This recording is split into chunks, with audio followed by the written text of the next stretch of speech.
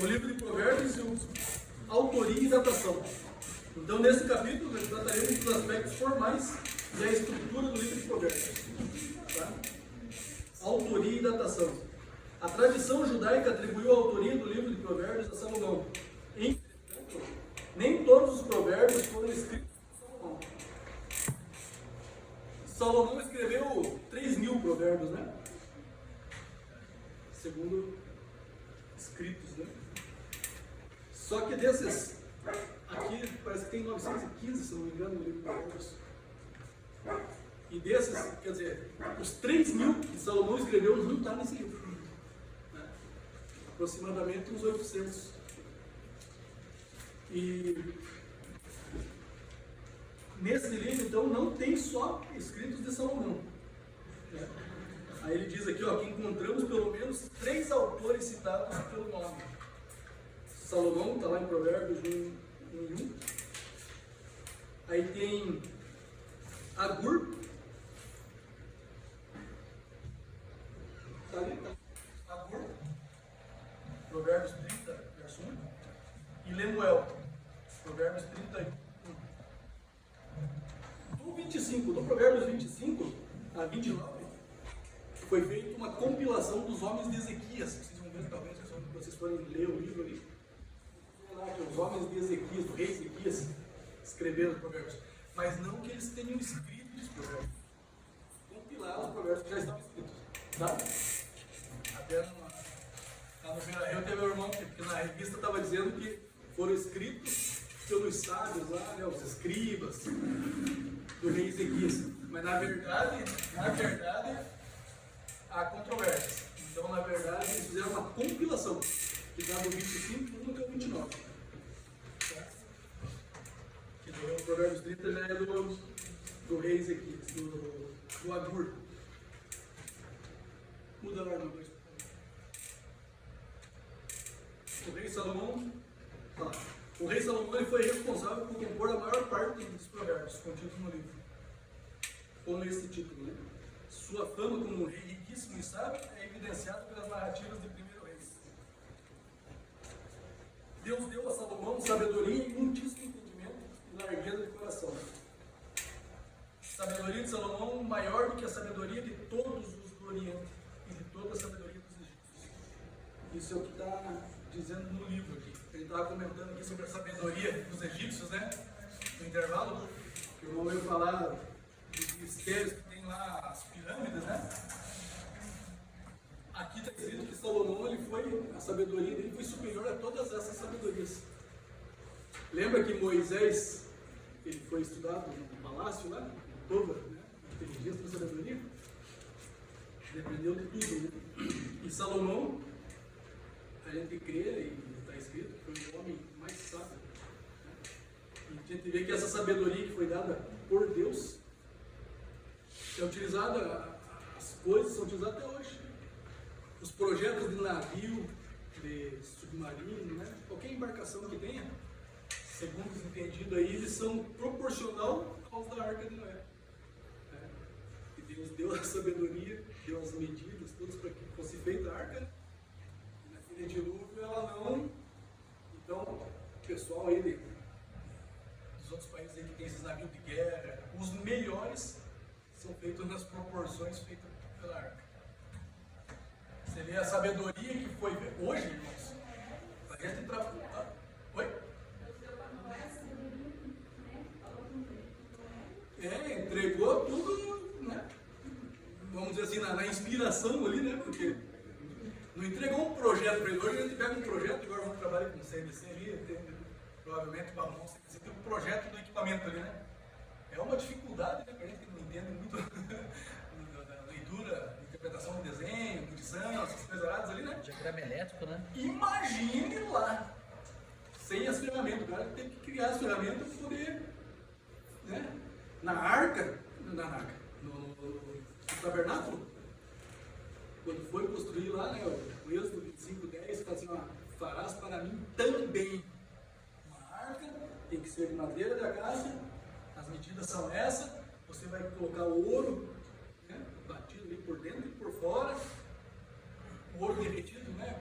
Como é que ele sabia que aquela madeira que resistir àquela temperatura, porque não tinha como colocar o ouro em situação normal. Tinha que derreter, tinha que colocar. Já viram fabricação de vidro?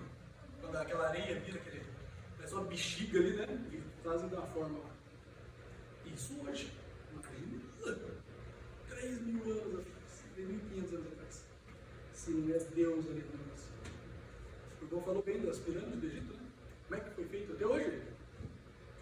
A questão da trigonometria lá, né? Pitágoras da vida, né? Os historiadores, Bezael e o outro lá, eles estavam no palácio deles, foram juntos e ele já entendia dele. Ele fala, né? Eu capacitei a Bezalel e o Oliabe, né, para trabalhar, e não só na madeira, no ouro, em todos os ofícios que iam ter para poder construir todos aqueles artefatos ali, né? Ele capacitou. Já eu preparei a Bezalel e o Oliabe ali e os enchi com o Espírito Santo, porque se não tiver o Espírito Santo, não faz. Se não tiver essa comunhão, não faz. Pode ser inteligente, pode. Aí vai acontecer igual o Titanic, né? Fizeram uma maravilha, nem Deus afunda, segundo, né? Tem relatos de pessoas que dizem que quando o navio estava passando, eles ouviram o barulho do iceberg pegando no casco do navio, né? Que parecia o dedo de Deus. Nem Deus afunda, eles escutavam o barulho como se fosse o dedo de Deus rasgando. Né? Então você vê, se não tiver o Espírito Santo, vai dar problema. Isso falando coisas grandiosas, né? Tá certo? Onde que eu estou lá? 2.1. Então, diz aí que Salomão ele foi a sabedoria maior que de todos do Oriente. Salomão era extremamente sábio, extremamente rico e extremamente afamado por todo o Oriente. Segundo Lopes, isso que ali não. Segundo Lopes, ele escreveu os 25 primeiros capítulos. E os homens dizem, é aquilo que eu comentei aqui. Ele escreveu os 25, e do 25 ao 29, os sábios, os escribas, né? No tempo do rei Ezequias, escreveram os outros. Até o 29.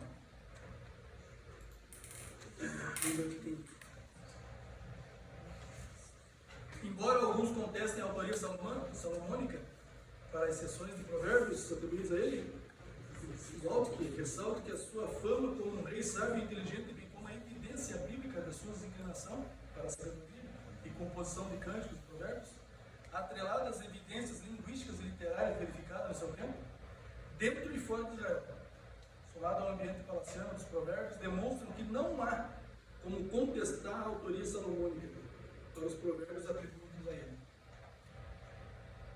Surge aí a pergunta que todo mundo faz, né? Surge, porém, a pergunta: se o rei Salomão foi um rei tão sábio, como pôde morrer como um tolo? Esse é um questionamento que nós temos. Você nunca fizeram essa pergunta? Salomão foi o homem mais sábio que existiu. Como um cara que escreveu, deixou essa maravilha aqui, pôde morrer como um tolo? Entregue lá aos deuses da vida. Né? Ele teve quantas mulheres? 700 mulheres. 300 concubinas. Não digo que as mulheres, né? A mulher é 880 e a mulher é 1. Não, ele foi tolo e não seguiu a ordenança de Deus, né? Porque o casamento é deixar ao homem, seu pai e sua mãe, unir-se a sua mulher, e serão ambos uma só carne. Você é uma carne só com mulher. Mas sabe, irmãos, aqui ó, o que eu queria dizer com isso aqui, ó? Não é o fato dele ter, claro, essas 1000 mulheres que teve, a maior parte deles ele nem conheceu praticamente. Porque aquilo ali foi feito porque ele expandiu muito o reino através de alianças. Então, para você fazer uma aliança com outro povo, tinha que ter um casamento para ter essa aliança. Professor, do quem era a rainha oficial então? Não sei dizer. Então, o Corvo está dizendo aqui, ó, muitas dessas, né, a grande maioria, não foi casamento, né,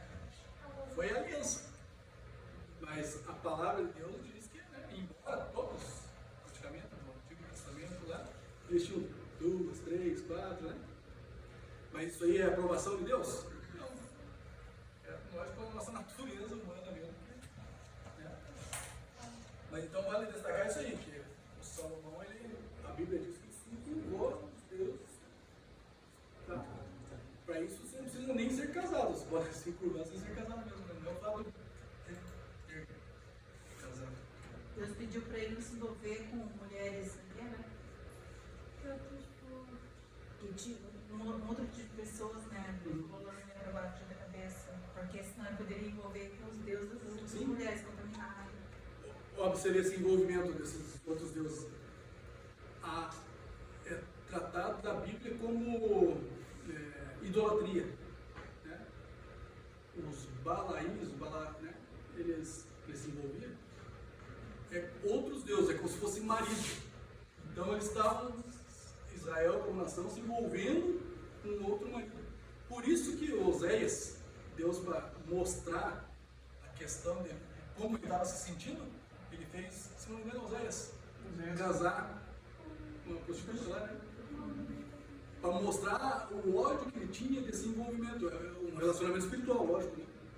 Mas é como se Deus tivesse sido traído, sendo trocado por outros deuses, sabe? Então é nesse sentido. Então a idolatria é o adultério espiritual. Certo? Aí existem aqui, vamos ver aqui, os provérbios. Então Salomão, né? Salomão foi um dos escritores aqui. O segundo que diz lá, Agur, pode mudar ali, olha lá. Agur, filho de Jaque, não é conhecido e tão pouco pode ser datado. Acredita-se que fosse um oficial da corte, não um rei. Ele defende a sucessão dinástica. Não um rei. Ele defende a sucessão dinástica, a realeza forte, e aconselha seu filho Itiel a não ser um insensato, e exalta a si mesmo. Acerca do rei Lemuel, diz que o rei Lemuel ele era filho de Massá. Ele era árabe, vamos dizer assim. Uma referência a um clã ismaelita.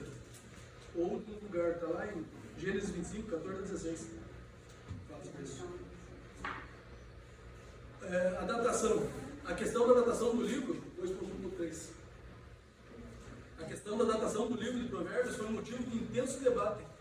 Alguns críticos atribuem a literatura sapiencial, bem como a presença dos sábios em Israel, ao período pós-exílico. Vocês lembram o que quer dizer com isso? Pós-exílico? Pós-exílico, né, cara? Depois do exílio. Muito tempo depois do que é atribuído a Salomão, né? Porque O povo foi levado 2 vezes ao exílio. Né? isso. O Salomão, então, depois que ele morreu, o reino foi dividido, né? Aí passaram-se alguns séculos, o reino do norte foi levado, depois, né, o reino do sul.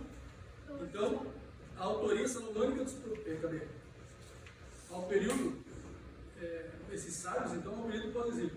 O que colocava em jogo também a autoria salomônica dos provérbios. Contudo, recentemente percebeu-se que essa literatura era um tanto quanto equivocada. Haja visto que havia evidências de uma tradição muito antiga da sabedoria, não só em Israel, mas em todo o Oriente Próximo.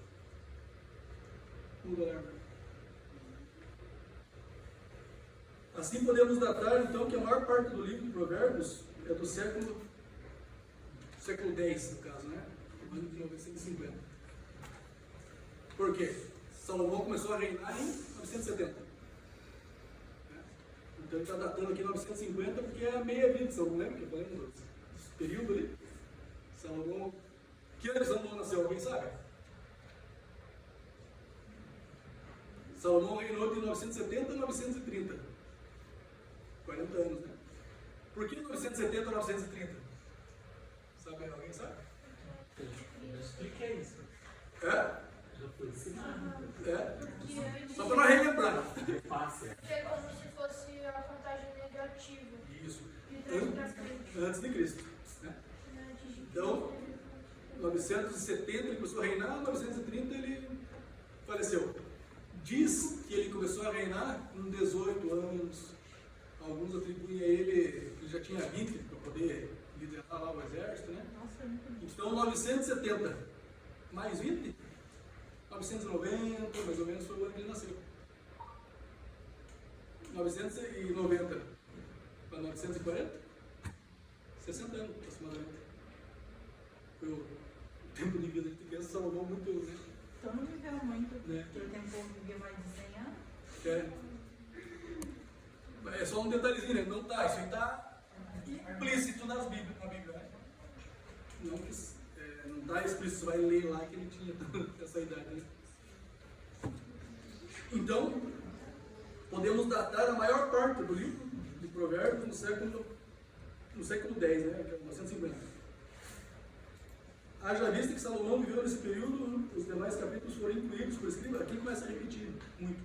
Eu já comentei aqui. Então, os escribas, que são os homens exiguias, né? A estrutura do livro. 2.2. Isso. A proposta da estrutura do livro de Provérbios podem variar de acordo com a abordagem escolhida para o livro. E tem muita gente que, desse pessoal que entende os eruditos, né? Eles colocam e ensinam. O livro é estruturado dessa maneira. Vamos ver, ó, esse walk,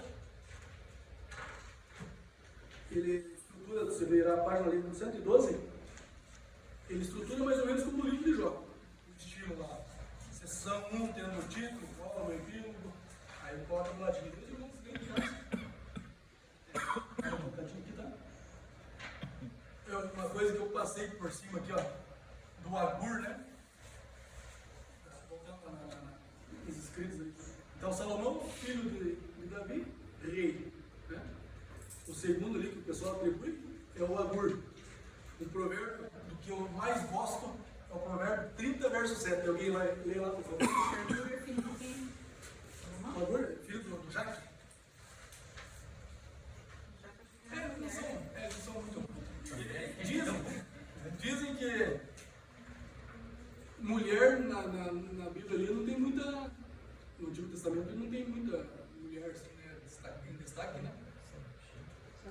Fala, um dos provérbios que eu mais gosto. Não é o 37? É o 37. Ah, tá 7, não. Desculpa, é 37. Isso. Um dos que eu mais gosto é esse aí. Duas coisas que eu peço. Não me negues antes que eu morra. Pula. 8. Mantém longe de mim a falsidade e a mentira. Não me des nem a pobreza, nem a riqueza. Dá-me apenas o alimento necessário. Aqui nessa versão diz assim, ó. Afasta de mim a vaidade e a palavra mentirosa. Não me des nem a pobreza, nem a riqueza. Mantém-me do pão da minha porção de costume. Por quê? Não me des nem a riqueza e a pobreza. Continua. Porque para que, porventura estando farto, não te negue e venha a dizer quem é o Senhor, ou que empobrecendo não venha a furtar e tome o nome de Deus em vão. Olha aqui. Não me dê nem a riqueza e nem a pobreza. Para que Não eu tendo acostume. muito eu não venha me afastar do Senhor, e tendo pouco eu venha envergonhar o teu nome. Não é isso? Porque quando você está num desespero, com pouco, você pode fazer besteira, né? E esse é um conselho: dá-me o que for necessário para eu ter uma vida reta, digna, honesta. Né? É que É nem, um conselho para é que nem dizem, né, que conhecer uma pessoa de poderes dela, né? Sim. E o rei Lemuel, então, que é um autor também que eu pulei. Né? Eles também atribuem que esse rei Lemuel, ele era também desse outro pessoal lá, né? Não dos judeus, né? Da outra turma lá. Me fugiu o nome agora. Mas enfim. Mas há outros que estudam e dizem que o rei Lemuel é um pseudônimo do rei Salomão. Já ouviram isso aí? Diz que o rei Salomão, porque ele andou em muitos lugares, né? Então ele tinha um pseudônimo. Não tem o Zezé de Camargo e Luciano aí? O Leandro e Leonardo? O nome deles não é esse aqui. É um nome artístico, vamos dizer assim, né? Então, alguns atribuem também que esse rei Lemuel seria o nome do Gedidias. Conhecem Gedidias? Gedidias é Salomão. É o nome de Salomão. Então eles atribuem que seria um pseudônimo. Então, se o capítulo 31 é atribuído ao rei Lemuel, né? Na verdade, quem escreveu daí seria Betseba. Porque ali são conselhos que o rei Lemuel recebeu de sua mãe. Você vê como é que é o Tem na Bíblia que o nome do Salomão é de Dias? jeito de dizer? Ou na Bíblia? Ah. Não, na Bíblia. Eu não lembro o versículo agora. Você lembra, pastor? Alguém? Nunca prestei atenção nisso. Alguém procura depois aí. Só Porque só não citar o nome Google. como referência. Mais velho, sabe? Só não citar ele. Pior que eu não lembro o versículo. Só lembrei agora do nome, né? Não sabia dessa, não. Uma coisa que nós... Cada vez 2:12. Primeira vez, 2:12. 2:12. 2:12. Vamos lá. Não. Não? Bom, se ninguém achar, depois eu vejo. Eu não marquei porque eu nem sabia que ia falar isso, mas... Então, alguns dizem que eu e tem uma turma que defende então que ele seria o próprio Salomão, um pseudônimo, né? Rei de Lemuel. Interessante do Provérbios 31:10, o Provérbio 31, se você começar a ler lá, você vai ver que são conselhos da mãe do rei. Não é dele, é o conselho da mãe dele. E a partir do 10 ali, é como se fosse um acróstico. É 2 Samuel 12:25. Olha lá. Põe lá, irmão, só para entender. 2 Samuel 12:25. Mas, Depois Davi consolou Betseba, sua mulher, e deitou-se com ela. E ela teve um menino a quem Davi deu o nome de Salomão. O Senhor amou e enviou o profeta Natan com uma mensagem a Davi. Natan deu o nome do menino desde dias, por causa do Senhor. O Senhor te escolheu. o jeito diz. Nossa. Voltando então, o provérbio 31, então é o conselho da mãe do rei Lemuel. E a partir do 10, lembra que tu falou no livro dos Salmos lá sobre acróstico? Salmo 119, né? Alguém tem a Almeida revista e corrigida? Se você for ver a partir do 10 ali, ele vai aparecer uma letrinha ali. Aleph, Bet, Gimel, Dalet. Vista e atualizado ou corrigido? Corrigido. Qual versículo? A partir do 10. Lembra que eu falei do acróstico lá do Salmo 119, que é 8 versículos? Aleph, né? Aqui acontece a mesma coisa. Essa poesia, aí você entra como poesia. Porque a partir do 10 ele usa como acróstico a primeira letra. A primeira letra lá é Aleph, então é, né, o versículo 12 é Bet, Gimel, Dalet e assim por diante. As 22 consoantes do alfabeto hebraico.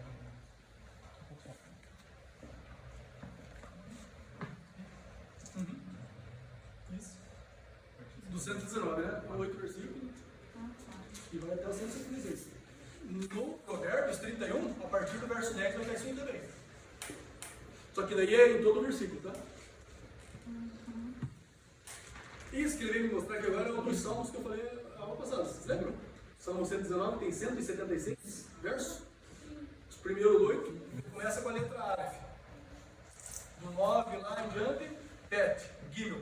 A mesma coisa, por ser acróstico, né?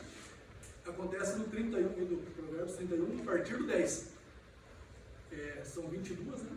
Então ele vai Aleph, Bet, Gimel, Dalet. Isso aí, para quem não é hebraico, é maravilhoso. Tem que... Beleza? Ele fala sobre a mulher virtuosa, né? Ele começa 10. Aleph, daí mulher virtuosa, quem achará? Daí Bet, daí, são nomes de mulheres? Não, é só o início da letra. Aí são os conselhos que a mulher, a mãe do rei deu pro rei. Ela fala assim, ó, não entregue o coração, né? As mulheres e tal. E a partir do 10, ela, no caso, escreve ali conselhos para qualquer mulher Por isso ela tá com ser essa. uma excelente mulher, dona do coração do esposo, uma excelente mulher que comanda a família, porque o poder da família, né, a questão da educação, a questão é tudo da mulher. O homem fala que faz isso, aquilo é mentira. Quem manda é a mulher. E é assim, Deus definiu assim, né? A mulher que resolve os problemas. O homem tem que ser atrás da caça, né? Buscar o pão nosso de cada dia. Mas quem domina a vida é a mulher. Aí, então são conselhos para uma mulher virtuosa. Aonde tem inversão de papel, é aula, né? Irmão, aonde tem inversão de papel não dá certo, não. O homem quer ficar em casa e a mulher sair trabalhar. Não dá certo isso aí. Não funciona, tem que ser um jeito de estabelecer. Não, pode fazer. Mas a responsabilidade é dele de arcar com a Rebeca ali. O varão tem que ir atrás, buscar e dar os pulos dele e tem que sustentar ali. A mulher e o homem trabalham. A mulher vai dar glória agora, né? A mulher e o homem trabalham. Quem deve pagar água, luz, isso, aquilo, telefone, a mulher, internet, não sei o quê, o homem. E o dinheiro dela? O dinheiro dela é para eles crescerem. Cartão, né? Pastor, posso dar uma testemunho? Olha, eu sempre trabalhei em empresa, sempre ganhei bem. Sempre tive função boa. Sempre. A última das empresas boas que eu trabalhei foi a Google, né? Trabalhei 9 anos. E aqueles tempos eu não conhecia, né, nada.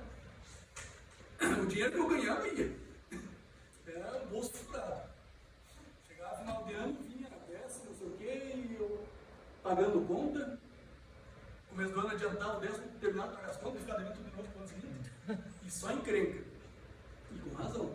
Porque minhas contas eram 5 botecos que tinha, né? Onde tivesse um boteco eu tinha conta lá. E era todo dia. Cervejada, coisa nada, não sei o quê. Aí um dia, nesse desespero todo, as contas me afogando, brigamos em casa. Brigamos em casa e aí falei, então tá bom. Então a partir de agora você que vai comandar o negócio aí. E de lá pra cá eu nunca fiquei com um salário. Fico com a merreca aí, mas é ela que toma conta de tudo, essas coisas do lar. Né? Irmão, pouco tempo que ela começou a tomar conta ali, ela comprou terreno, ela fez casa lá no ano, né? Ano caindo mais ou menos, bem, mas tá pago. O negócio se aprumou. Por quê? Quem deve tomar conta do dinheiro? Qual é a mulher? Quem faz isso? Porque tem casa que a mulher não tem isso. Tem casa que a mulher gasta tudo, é o homem que segura. E ele deve tomar conta. E tem casa que o homem não tem jeito. Tem que tomar conta da mulher. E a casa que os dois não tem, aí é só Deus tem que converter. Deixa eu contar um testemunho bem rapidinho também. Uma vez eu deixei o cartão para dignista para fazer compra. Rapaz do céu, tive que comer shampoo, tinta.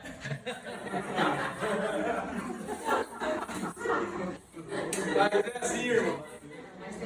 Então, em casa, quem tem que tomar conta do dinheiro? Homem ou mulher? Em casa, quem tem mais juízo. E quem não tem juízo na casa, nenhum dos dois tem que começar a vir no refúgio e ter esse ensinamento aqui. Tem culto de ensino, pastor? Qual que é ela? Só o curso. Só o curso? Aproveitar o curso aqui. Sim, aproveitar o curso. Não, mas é o melhor caminho. Você tem a sabedoria, mas o fato é, o homem tem que arcar com essa responsabilidade.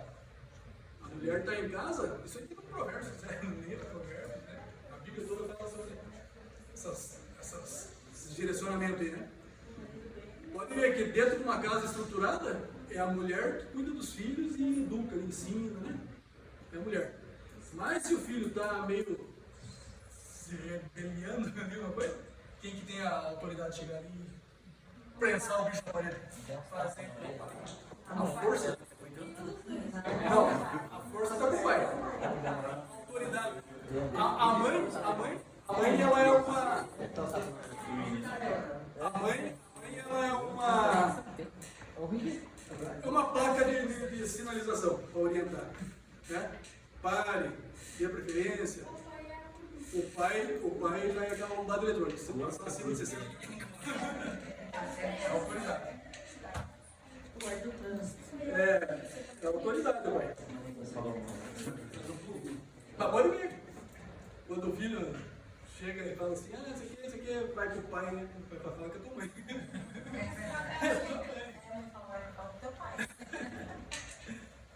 Quando eles não querem que faça, né? Daí joga pro outro. Daí ele conta umas coisas. O que eu falo agora? Conta as coisas. Vai lá pro 2.3, irmã. A forma do livro. Isso.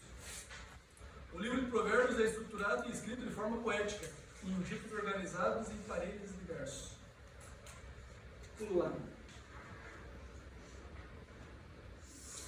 A hermenêutica, a poesia, é isso. A poesia hebraica também é carregada de imagens e linguagens figurativas. Essas características auxiliam o autor a comunicar a sua mensagem de forma sucinta e direta. Existem muitas formas de linguagem no livro de Provérbios. E embaixo aqui ele está colocando algumas, acho que tem na sequência. Por exemplo, símile, metáfora, alegoria, antropopatismo, antropomorfismo, sinedoque,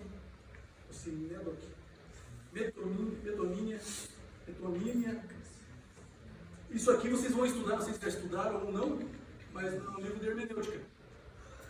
Isso aqui são figuras de linguagem. Até eu comentei aquele dia no livro de Jó. Lembra que eu falei da mulher do Jó lá? Que ela colocou uma ironia? Abençoa teu Deus morre, mas não era isso que ela queria dizer? Ela estava sendo irônica. Então o livro de Provérbios tem muitas dessas figuras de linguagem. Por exemplo, símile.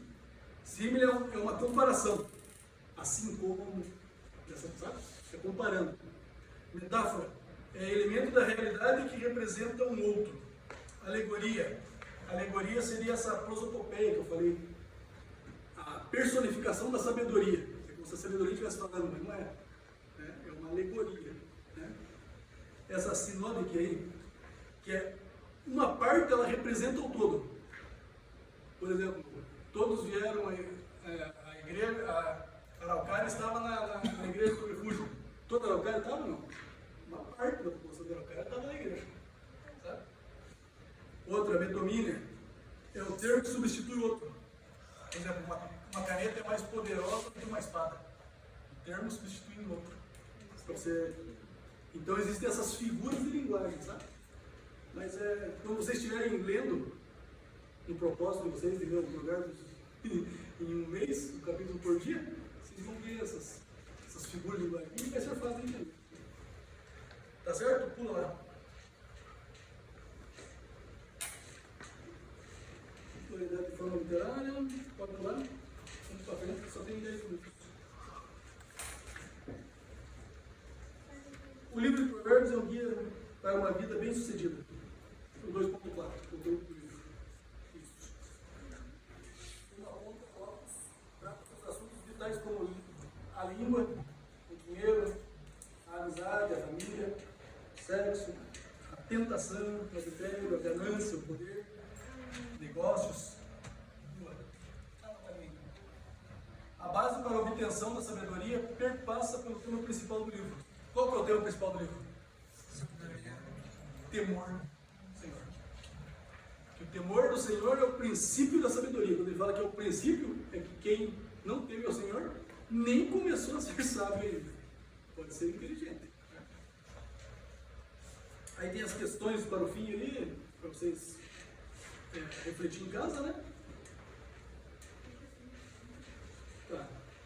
A teologia. Teologia em Provérbios.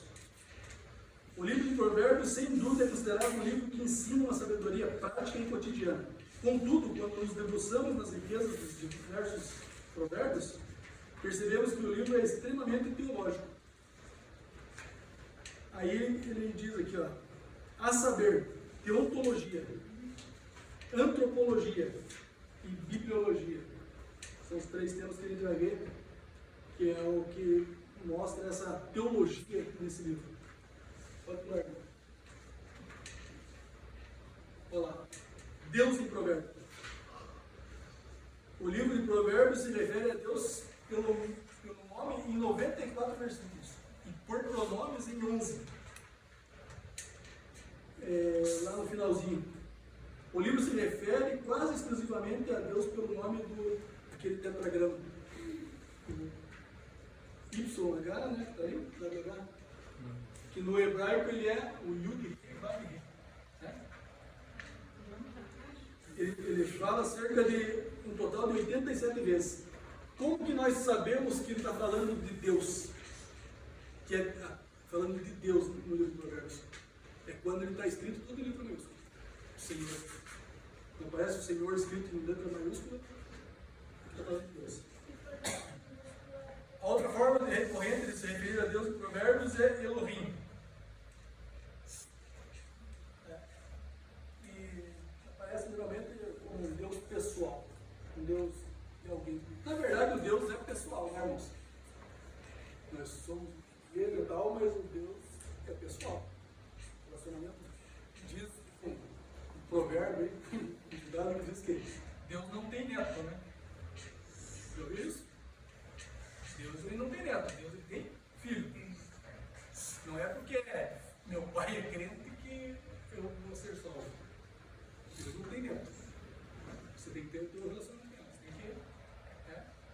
O João 11 diz lá que ele veio para aqueles seus, os seus não receberam, agora todos quanto receberem, deu-lhes o poder de serem chamados filhos de Deus. Então Deus é o Deus pessoal de alguém. Muda lá, né? O Deus em Provérbios, Deus apresenta também, Provérbios apresenta o Deus como um Deus criador. O livro de Provérbios também apresenta o tema da criação, um total de 10 vezes. Isso aqui são tudo o que o autor estudando está explicando. Isso aqui é legal lá em casa. Estou dando uma passadinha aqui. Então, para resumir, faltam 5 minutos, a teologia em Provérbios apresenta um Deus como um Deus pessoal, como um Deus criador.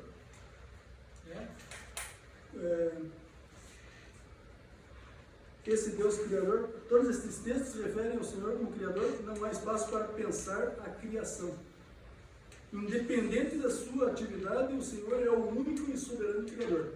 Existem as teorias que o pessoal comenta aí sobre lá, Big Bang, não sei o que, da evolução, né? Mas nós cremos que Deus criou. Deus é Deus criador. É a fonte da vida. Né? Fazer uma pergunta para os irmãos são alunos do IBAP e vão saber responder. Deus como criador, quem veio primeiro, ovo ou a galinha? Lógico. Galinha. Dúvida? A galinha. Deus criou. Depois a galinha pôs um ovo e assim por diante, né? Mas Deus já criou tudo pronto, né? Haja. Cada um da sua espécie. Só o homem que ele foi lá e formou. Mas Deus não fez Adão e Eva bebês, né? Não. Já fez adulto, né? E a diferença? Deus criou Adão e Eva? Deus formou. Formou. Deus criou os elementos, que é feito do pó ali, né? Todos os elementos que existem na terra ali, sei lá quantos são, todos têm no nosso organismo, porque nós somos feitos, né? E o certo é que o pó tem essas. Então Deus criou todas as coisas e a partir do que ele criou, ele formou o homem. Se for arrebatado, como é que vai ficar essa questão? Não pode tornar. Ou mais darão os seus mortos, né? Pode. as roupas que não tem. Aí na teologia, fala sobre o homem em Provérbios, é de antropologia. Pula lá para ver. O homem em Provérbios. É antropologia. Em toda a teologia bíblica, é impossível separar a teontologia da antropologia. Na teologia, Deus sempre é comparado analogicamente com o homem.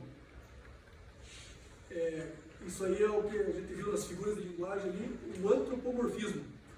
O que seria esse antropomorfismo que está lá e agora falando aqui que Deus é comparado analogicamente com o homem? Porque Deus é espírito, mas nós atribuímos a Deus formas humanas, né? As narinas, a mão de Deus. Tem lá Isaías, eis que minha mão não está encolhida, para que eu não possa abençoar, mas estendida. Então é nesse sentido, esse antropomorfismo, é colocar formas humanas em Deus para que nós possamos entender melhor. Né? Há sempre um contraste entre o homem e Deus. Nessa relação, o homem sempre percebe, ou deveria perceber, a superioridade de Deus em relação a ele, bem como a sua dependência dele. Essa é uma das verdades, né, irmãos? Nós somos totalmente dependentes de Deus. Vamos ver aqui, na teologia, então, falou de Deus como Criador, falou do homem. Aí na outra página aqui vai falar sobre a constituição, né, do homem. Em todo o Antigo Testamento, o ser humano é designado como uma unidade psicossomática. Aí ele dá o exemplo, aqui os irmãos vão ler depois, mas o homem, ele é tripartite, né? É tricotomia. O homem, ele é um ser espiritual, um ser corpóreo, né? Espírito, alma e corpo. Essas três. O que está no espírito? O espírito é a consciência. Né? Consciência de Deus. O que é a alma? A alma é a sede, a mente das emoções e da vontade. E o corpo é onde nós nos relacionamos nesse mundo aqui, através das percepções. Né? O corpo é movido pelo instinto. Por isso que lá em Gálatas, a partir do 5:19, fala das obras da carne. Né? Tem uma lista enorme lá, não sei quantos tem lá. E logo no 5:22 ele fala do espírito. Porque entre o espírito e a carne, tem nós aqui que somos a alma, a nossa emoção, o nosso sentimento. Né? Então por isso que existe essa guerra. A Bíblia fala, né? Existe uma guerra entre o espírito e a carne. E quem que vai vencer essa guerra? Quem você alimenta mais. Se você alimenta mais o teu espírito vai vencer a carne. Se você alimenta mais a tua carne, né? Assim por diante. Aí ele fala aqui sobre o Nepes, Leve e Guarda. 10 horas. Não deu para continuar. Eu não tenho problema de ficar. Vocês... Cadê a sirene lá, irmão? Aí a gente para aqui então na teologia de Provérbios. Aí na próxima aula eu falo rapidinho sobre o ensino para a vida, né? Tá? Quase metade do livro, hein? É muito slide ali, mas tá bom. Deus abençoe os irmãos. Aí na próxima a gente termina isso aqui e já partimos do Eclesiastes, resumido. Pastor,